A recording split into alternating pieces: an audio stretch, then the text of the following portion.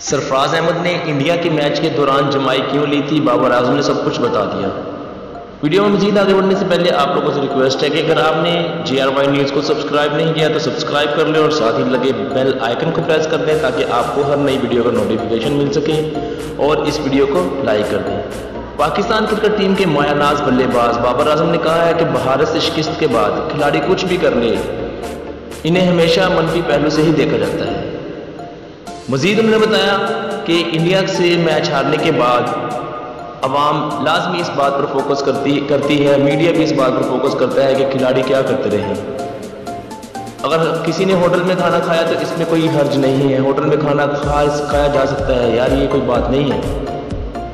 जैसे ही सरफराज अहमद ने मैच के दौरान जमाई ली तो बाबर आजम ने बताया कि यार ये तो एक फितरी अमल है, ये किसी को भी आ सकती है, मुझे भी आ सकती है, आपको भी आ सकती है।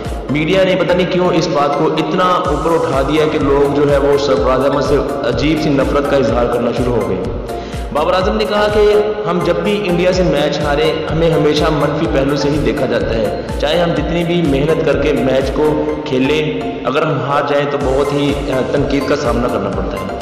इनका कहना था कि सरफराज अहमद ने जमाई ले ही ली तो मीडिया ने इसे उठाना शुरू कर दिया। हालांकि ये एक फितरी अमल है, हालांकि हमें बैटिंग के दौरान भी कभी कभार आ जाती है, ये कोई बुरी बात नहीं।